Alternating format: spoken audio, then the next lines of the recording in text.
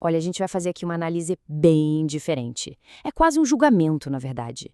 A gente vai pegar um estudo fascinante que mistura, olha só, capitalismo com teologia medieval para responder uma pergunta muito, mas muito específica.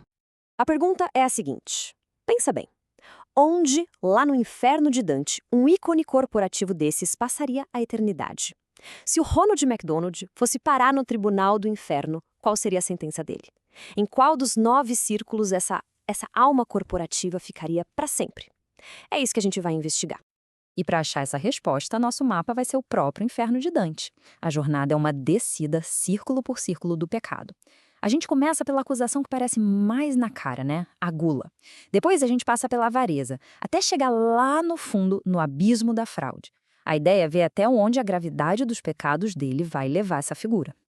Mas, antes de começar o julgamento de fato, um ponto crucial. A gente não está julgando um ator, uma pessoa de fantasia. O réu aqui é o símbolo.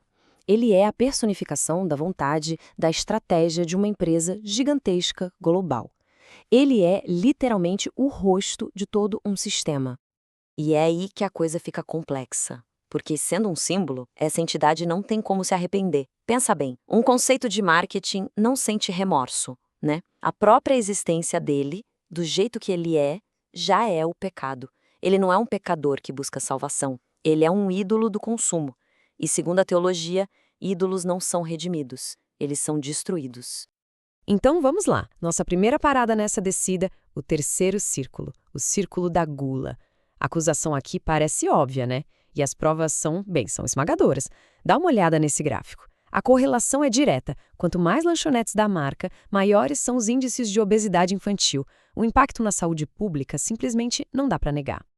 Só que tem um detalhe. No inferno de Dante, a lei é muito específica. Os gulosos são condenados por serem vítimas do próprio apetite descontrolado.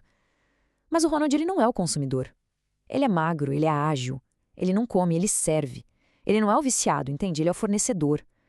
O pecado dele não é de fraqueza pessoal. É a engenharia fria, calculada de um sistema que lucra justamente com a fraqueza dos outros. Isso já nos força a descer mais um pouco. Bom, e a avareza, o quarto círculo. Afinal, o objetivo de tudo é o lucro, certo? Mas, de novo, a gente cai na mesma questão. A ganância é o motivo, mas não é um método. O crime aqui é bem mais sofisticado do que só acumular dinheiro. As ferramentas que ele usa para chegar nesse lucro, essas são bem mais sinistras. É por isso que a queda tem que continuar. A gente passa pelos círculos da violência e chega no grande abismo da fraude, o oitavo círculo. E olha que interessante, para Dante, a fraude é um pecado pior que a violência. Sabe por quê?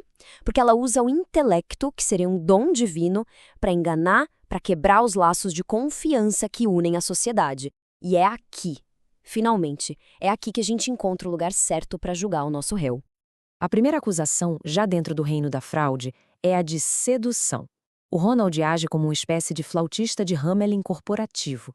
A mira dele é certeira, as crianças. Ele passa por cima da autoridade dos pais para seduzir as mentes mais vulneráveis, associando comida de valor nutricional baixo com sentimentos de pura alegria. Com isso, ele transforma as crianças em agentes de pressão dentro da própria casa. É uma estratégia de marketing que tem até nome: poder da insistência.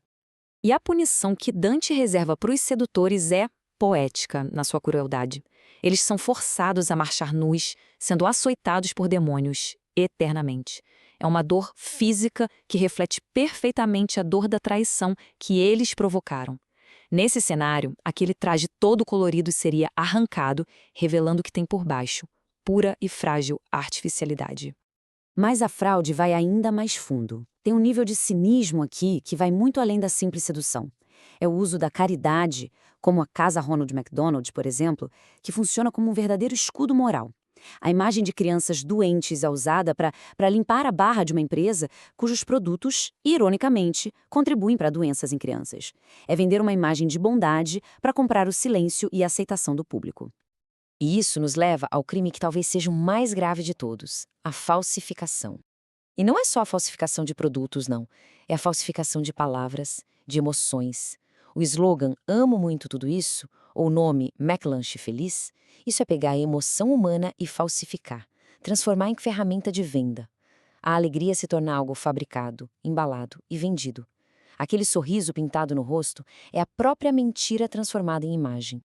Então aqui a gente chega no ponto final da acusação. O veredito, 10ª vala do 8º círculo. Ele não é só um sedutor, ele é um falsificador, um tipo de alquimista corporativo que transforma uma pasta industrial em algo que parece comida. E mais do que isso, um mentiroso que vende essa mentira embalada como se fosse felicidade. E agora, a sentença. A punição. É quase como no Retrato de Dorian Gray, sabe? De um lado, a fachada impecável do marketing. Do outro, a realidade grotesca que o julgamento divino revela. A punição dele vai ser exatamente isso. Desmantelar essa construção artificial, camada por camada. O primeiro tormento é físico. A pele artificial dele, a maquiagem, o traje, viram instrumento da própria tortura.